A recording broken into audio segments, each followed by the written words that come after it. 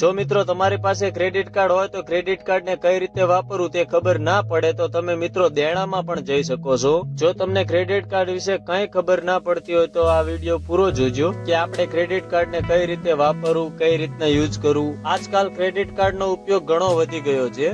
લોકો તેને શોપિંગ માટે ઘણો ઉપયોગ કરે છે, પરંતુ કેટલી વાર જો તમે આ સમજદારી પૂર્વક ઉપયોગ ન કરો તો દેણામાં પણ ફસાઈ શકો છો। ક્રેડિટ કાર્ડ નો ઉપયોગ કરવાના મોટા ફાયદા એ છે કે ક્રેડિટ કાર્ડ ની ટીપ આ રીતે ક્રેડિટ કાર્ડ નો સમજદારી પૂર્વક ઉપયોગ કરો તે ફાયદાકારક રહેશે।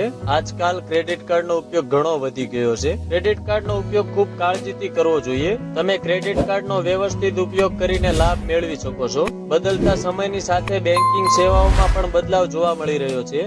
આજકાલ લોકો બેંકની લાંબી લાઈનમાં ઉભા રહેવાને બદલે ઓનલાઈન થી, નેટ બેન્કિંગ થી અને મોબાઈલ બેન્કિંગ સેવાઓમાં લાભ લેવા પર વધુ ધ્યાન આપી રહ્યા છે। આજકાલ ક્રેડિટ કાર્ડ નો ટ્રેન્ડ પણ ઝડપથી વધી રહ્યો છે।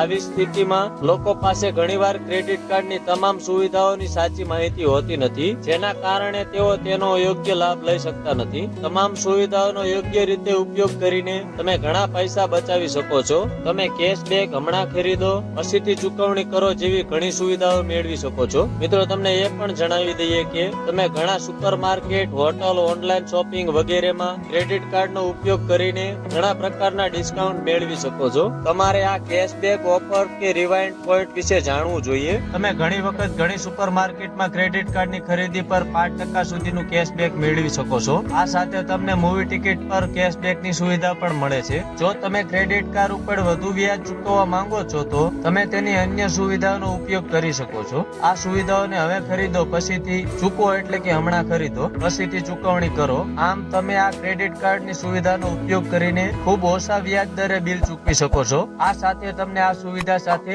કેશબેક અને રિવોર્ડ પોઈન્ટ નો પણ લાભ મેળવી શકો છો। ઘણી વેબસાઇટ વેપારીઓ ક્રેડિટ કાર્ડની ચૂકવણી પર વિશેષ ડિસ્કાઉન્ટ ઓફર કરે છે। આ ડિસ્કાઉન્ટ 20 થી 5% સુધીનું હોઈ શકે છે।